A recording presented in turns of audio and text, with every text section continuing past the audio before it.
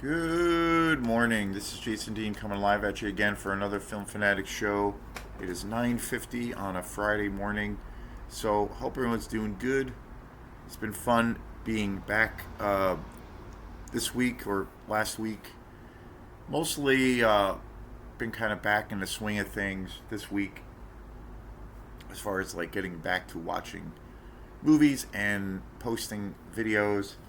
So I want to thank the people. I've gotten some new subscribers as of late, and some of the folks that have been part of this whole fun little thing that I do here that have been commenting on the videos, and that's been really awesome. So yeah, I've been I bought a bunch of movies, and then I rented quite a few movies, and I just finished up the last video and show for a new movie I just watched called Hell of a Summer, which was kind of a disappointment. It's it's a movie that, well, you should check out the review. It should be up just about now on the channel.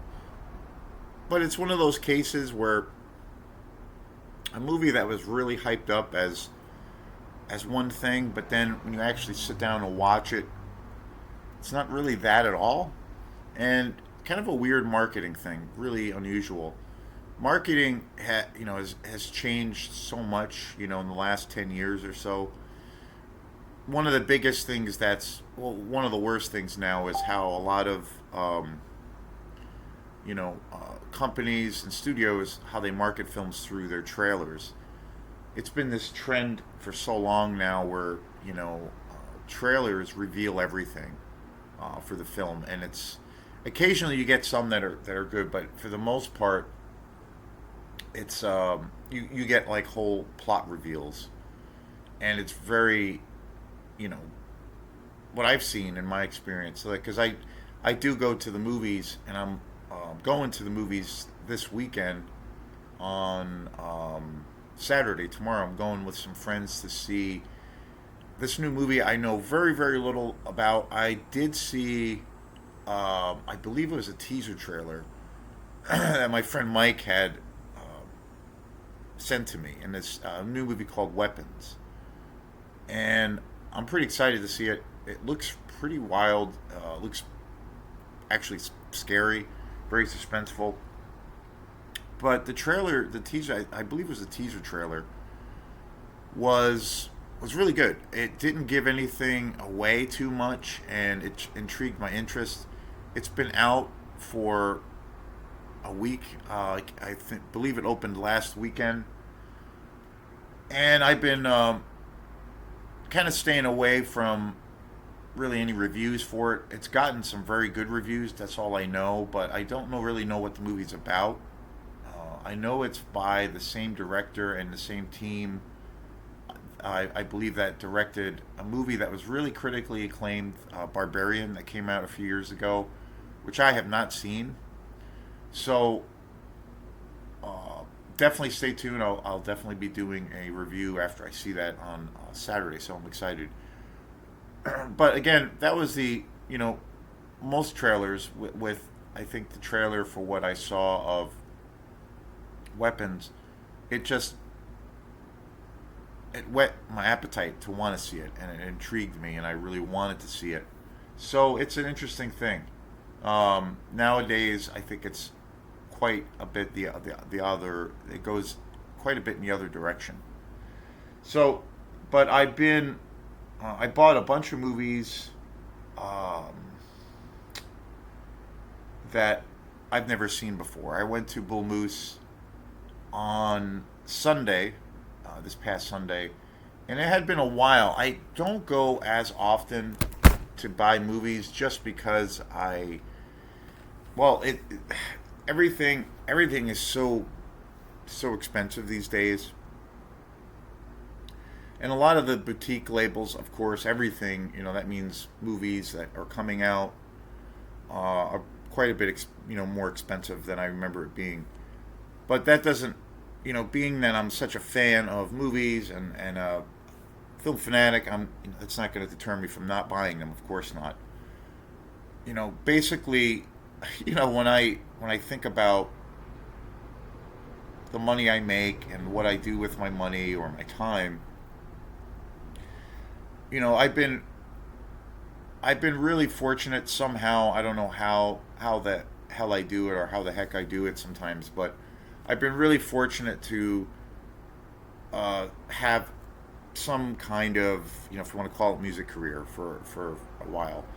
And so, most, and I, work part time. I have a normal job. I work at Montessori during the day. I'm on break right now. Summer session is over and starting to ease into the school year, which is to me just crazy. That doesn't start for a couple more weeks, but I've been fortunate enough somehow to be able to, have a job that is really great. I really love working there, but it's very flexible with the crazy thing that I try to do with attempting to have a music career. But I've been fortunate to make a pretty good amount of money from music. Just enough to get by, I guess. I guess you could say that. But what I do, like for my expenses, is I basically um, I like to go see live music. I like to occasionally go out to eat, get takeout, um, and then I love to go to the movies when I can. Mainly, what I do a lot of the times when I'm free is go see music or go to a concert, especially when there's something of real interest or whatnot. Go to the movies and just shit like that. One thing that has shifted for me as far as my how I spend my money. Years ago, I used to like if I was hanging out, say on a Saturday night, Friday night, and I didn't have anything going on, I would typically maybe get a hold of a friend and go out to a bar and just go out for some beers. I don't really do that anymore. I don't. I noticed I stopped doing that a while ago. I barely ever do that. Once in a while, like if it's centered, like if I hear of a band playing or um, at a local venue or something like that, I will usually go to that, and then I'll maybe you know call up a friend or meet a friend there and go out for beers, to that degree, or go to the movies, and sometimes we'll meet for food before or get a beer after or whatever. That's really it, though. I don't usually just go out to just have a beer anymore, which is good in some ways, save a little bit of money. But now it's like when I go out, it's usually just that, and then the money I do make or that I do put away or save, the things that what I want to buy with that money when I can, when I do have money, are movies and music. So that's really the only thing that I do as far as spending things. So it's been a while, and I really lucked out. I think I struck some serious gold this past weekend. So today is on one of those movies that I bought. Again, I went into it totally cold. I had never seen this movie, and I was kind of blown away by this movie. Um, One of the main things I came across, it was $20. This beautiful edition, and that is the Demoniacs. It's a French movie from 1974. I I was again. I talked about this in a previous video, but I went to the Bull Moose in Waterville, and I was blown away by the way things are there now, as far as boutique. The way they treat boutique labels, and when it comes to sleazy, trashy exploitation movies, the way it's set up there now is absolutely incredible. And this was put out, I believe the company is, which is a company I never heard of before, Indicator. But I saw this in the aisle, uh, and I'm like, oh my god, this like just absolutely beautiful packaging. It's got a really hard kind of book here, case, and never heard of this movie. It's a French movie, The Demoniacs. It came out in 1974. And I mean, just look at this artwork. It's absolutely incredible. Just absolutely gorgeous.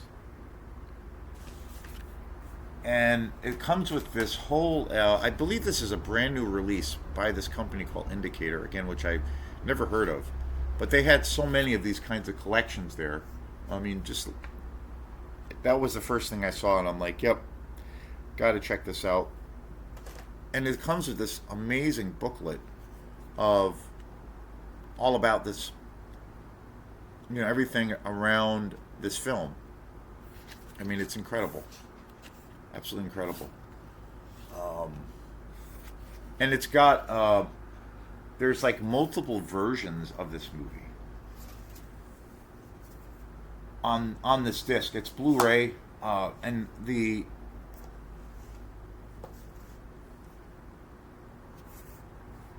I mean, just look at this. It's incredible. There's multiple versions of this film.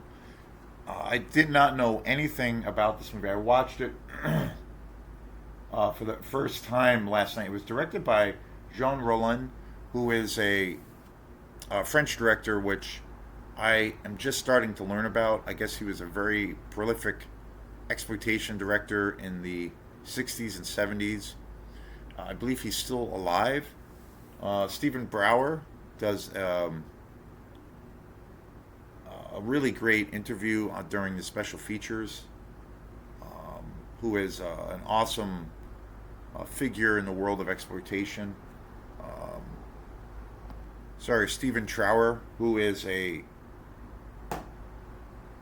incredible guy. He's a British journalist who specializes, and he's written all kinds of books on all kinds of exploitation films and directors. There's a really amazing special features component in this beautiful set with an interview with Stephen Trower, and it's he goes into such detail and depth about this film. It's super interesting, and I did not know anything about this director or this film before. Um,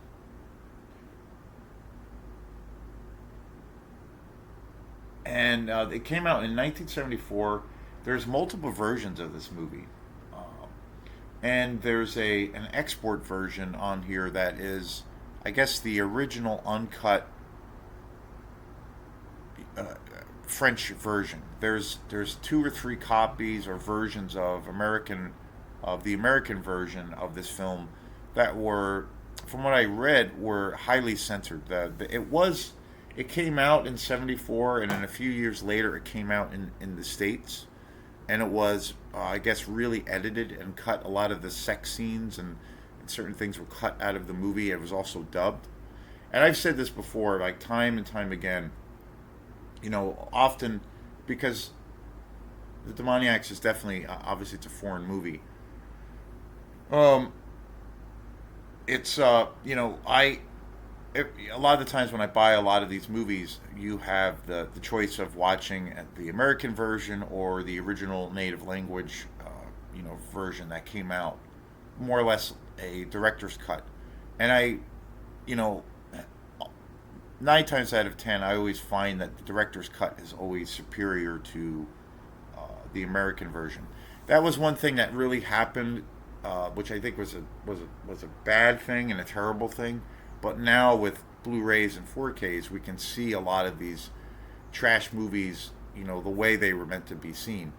So, a lot of American versions, I know, like growing up here in the States, when a lot of these movies were, in the grindhouse circuit, and then especially during the time of VHS, a lot of these movies were cut and edited and censored to a degree. But now, which is, probably the best aspect of the time that we live in, we can see all of these trashy movies totally uncut, uncensored, and it's if you're a collector of trash exploitation cinema, it's the best time to be alive. It really is. It's like it's unbelievable. It's so insane on like what movies are getting released today. and they're just, movies like this that are just getting, this kind of treatment. Like, it's like presenting the public the Holy Bible. I mean, it's unbelievable. So, and I've gotten for my habits have changed a lot because I do buy I bought some movies of movies that I grew up watching. I just finished the show on The Hitcher. I just got that on Blu-ray as well the same day that when I went up to Sunday, which is when I went up on Sunday to Bull Moose, which is just one of my all-time favorite movies, and I finally got that on Blu-ray. But for the most part, I seek out all of these weird movies, and I do try to find like the most obscure and some of the trashiest things that I can possibly find. I love, I love taking the deep dive in certain things, and most of the time when I do that now is with these films. I just it, recently I was watching a podcast, or I should say a YouTube guy that I watch, and he was talking about, he does these Blu-ray 4K hauls. Basically, he'll go out. I won't mention names, but he goes out and spends a shit ton of money and buys a whole bunch of movies, and then he'll do like an hour show talking about all the movies he's bought. And some of these shows are pretty long. They're like an hour long, and he'll buy a bunch of Blu-rays, 4Ks, and things like that. And he'll talk about each movie, and he gets some good movies. I think some are pretty good, but I just wish, like, man, like, I just wish, part of me gets irritated because I wish he would like take a little bit of a deeper dive. Like, especially when he says, "Oh, I love horror movies or science fiction so much." Like, it's go back a little bit further to see where see where all this shit came from, and take a deeper dive. Like, to me, that's so much more interesting. I love newer things too when I buy them, but getting to the heart of the source is where it's at for me. And I have to say, like, one of the things about when I bought this movie, The Demoniacs, I read about, there's a lot of description, if you want to call it that, of what this movie is. And it looked like this movie was, the way it sounded and the way it was kind of talked about on this, the packaging here, that this movie was going to be one of the most, one of the sleaziest, trashiest, kind of one of the strangest movies, ever made. And I have to say, after watching this movie, it's like, it's so trashy. It has got to be.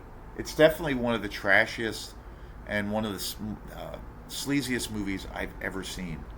I'd almost say Jean Rollin is a director again who I just discovered, and he made some porn movies, I guess, earlier in his career that were actually successful, and then he moved more into the exploitation movie world. But I do think that a lot of his films, even when he ventured into the exploitation world, they were still very, very sleazy. Obviously coming out of making movies, in the world of pornography. And I have to say, this movie is definitely like borderline softcore porn. It's kind of a porn in some ways. There are these long, insanely long sex scenes in this movie that just go on for such a long time, to where you're like, holy shit, like, I can't believe, like, the whole time I was watching The Demoniacs, I'm just like, I can't believe this was made in 74. Like, this is crazy.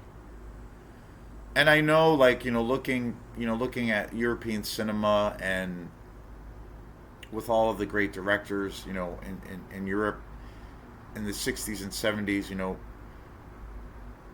they're in European cinema, I think, compared to, it was different in the 70s here in the States, but I definitely feel like, in the 70s in general, but especially in Europe, but here in the States as well, but, studios were not afraid to really explore all kinds of seedy things, all kinds of taboos.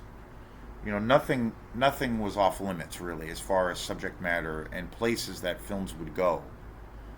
And I just recently watched a review for this other film that was made in the 70s, and this guy was saying and he was describing this movie as being really um, boundary pushing. And I think it was called The Baby, which I never heard about. And he made this really interesting point saying that, during the 70s, um, all, kind of more or less all bets were off. Like films that were coming out, small, especially in the exploitation world, but even bigger studios, uh, you know, people were open to seeing, explorations of rather some pretty seedy subjects, and studios took a lot of chances. Actors took a lot of chances, and a lot. And this guy was saying on how all everything was on the table for discussion, and he was saying a lot of these movies now that came out in the 70s would never be able to be made today. And without a doubt, I have to say, uh, the Demoniacs is one of those movies. It's it's all the hype. I guess I could say this is safe for you to phrase it, but all of the things that I heard about this movie, or the hype saying that this movie was like, just you know, just an incredibly perverted little trash movie, is true. Like, this movie is definitely one of the sleaziest movies I've ever seen. And again, it's kind of like there's full frontal nudity. There's no, they don't actual show. I think what the rules and laws are around pornography.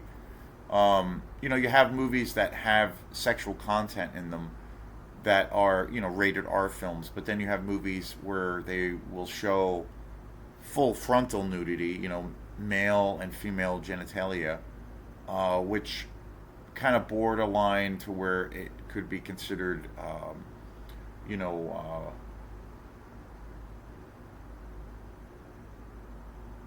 softcore porn, or a triple R rating.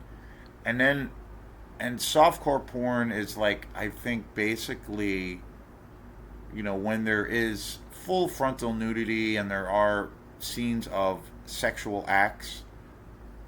But then when you have films where they show penetration, then that's porn. Like, that's full on porn, or they show bodily fluids. That's porn. This movie doesn't have scenes of full penetration, but pretty much in some ways, like, and the sex scenes go on and on, like to the point of where it's like, I can't believe what I'm watching. So it's softcore porn. I almost say it does cross into the pornography um, realm.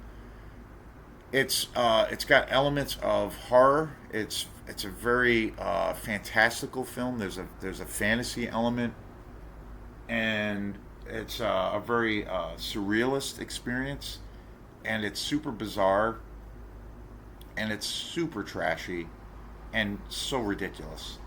And watching this movie, I was thinking, you know,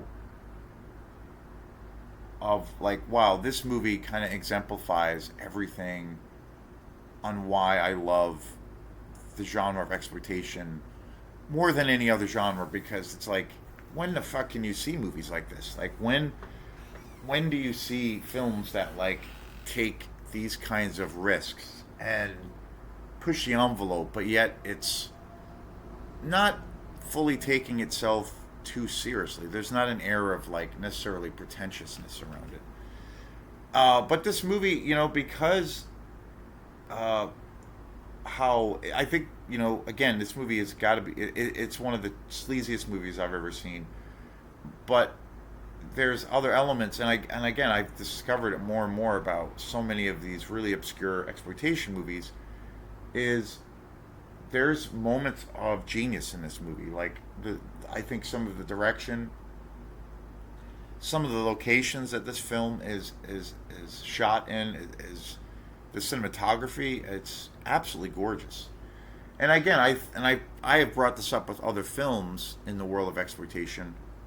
This could be a film that bridges a gap for somebody who is not, really had, for a person who hasn't been exposed to trash cinema, exploitation cinema, but they might have a little bit of an interest or an open mind to like, like for instance, like someone who, which I think is a pretty common thing. It was for me growing up, even though, growing up I did see a lot of those movies. But Quentin Tarantino, for example, primetime example, where he has so much, in so many of his, pretty much every one of his movies, there is an element where you see a lot of influence from a lot of the exploitation movies that he loved and grew up watching, from the 70s and 80s and then 60s, and then a lot of foreign, exploitation movies. I mean, you see that in all of his movies, whether it's like, Jackie Brown's a big time example of that. You know, so many of his films, Pulp Fiction, Inglorious Bastards. There's so much of those of that exploitation influence in a lot of his movies. And so, growing up, a person who might not have, ever seen any pure exploitation movies might, be like, wow, I wonder what influenced Pulp Fiction or The Hateful Eight, perfect example. Like, I wonder what Italian exploitation spaghetti western directors, influenced that movie or what have you. And so you have an interest, and then you see an interview with him, and he talks about all of these obscure movies that he saw from the 70s. And so, you will, if you have a natural curiosity, you'll check those movies out.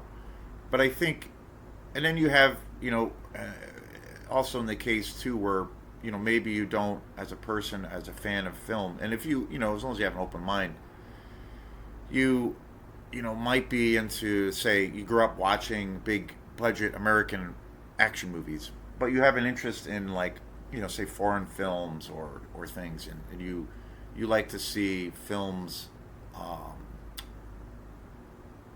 maybe films by Ingmar Bergman or Bertolucci, Fellini, and you have an interest in European cinema, the high, and some of those films are considered art house. I think this movie, even though it's like total, complete and utter trash, it has those qualities. People who might have an interest in Fellini films, or Ingmar Bergman films. There's a certain quality that this movie has, especially with the cinematography and the sets and the music, that could appeal to the quote unquote art house crowd or people that are into European cinema. I think there's a like a little bridge to that, and because it's interesting because it's so low brow, but yet it has this film, Demoniacs, it's so low brow and so like gritty and just kind of depraved, but it has this feeling of, like you're watching an epic, and it actually has this huge kind of scope or vision about it. But it has that kind of, some of those art house trappings where I think that could appeal to people who haven't really been exposed to exploitation cinema. And this could be a movie that could be like if you sat down and say that, I mean, maybe some of the sex scenes might turn people off, obviously, but I think there's certain aspects of this movie that could pique your interest, and you're like, oh wow, okay, so this is an exploitation movie. Interesting, and this could be a movie that could act as like a gateway or introduction to that style of cinema. But yeah, and again, well, when I was watching this movie, I'm just like, holy shit, I can't believe this came out in '74. There's no way, no way, absolutely no way in hell, and I say this full confidence, that this movie could be made today. There's no way. And I know it's a French movie and it was, shot in a very different time period, in some ways worlds removed. It's a world removed from where we are today. But there's no way. I mean, and the premise of the story is really wild too. It's basically centered on these two women that are, well, killed and kind of raped by these pirates. And these two women end up coming in contact with this mysterious character who is more or less in league with the devil or the occult, and gives these two women these magical powers to be able to seek revenge on these pirates that basically just killed them. And that's kind of the more or less the premise of this movie. And it's it's kind of a revenge film. But again, there's so many elements in this movie. It's very surrealistic, super wild. Like visually, it's super wild. It's like a surrealist dream. It's without a doubt a sex exploitation movie. It's pretty disturbing, very disturbing. There's some scenes in this movie that are incredibly disturbing. So in some ways, if I was to tell a friend about this, and depending on how much I knew them or what if I know their taste, certain friends or certain people I would recommend this movie to, I might not, or I would still recommend it because I think it's an amazing movie. I think aside from it being so just insanely trashy and just like per, perverted, I think it's a really great film. Like it's a beautiful movie. I would give them a little bit of a warning because depending on their taste, because there are some scenes in it that involve rape that are really kind of hard to watch and kind of hard to sit through. And I know that's not everybody's cup of tea, so I would give a little bit of a heads up about that.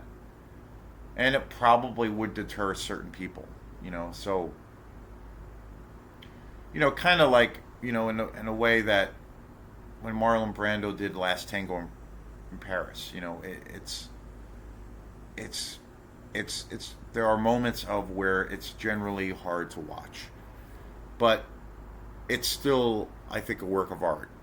Even though I think this movie is so trashy, and it's so lowbrow that parts of it,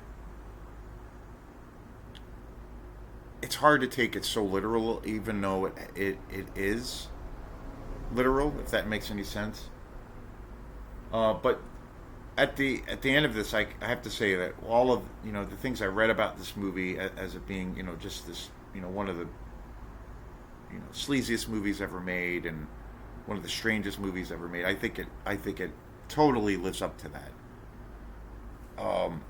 It made me think of movies that I think are just incredibly.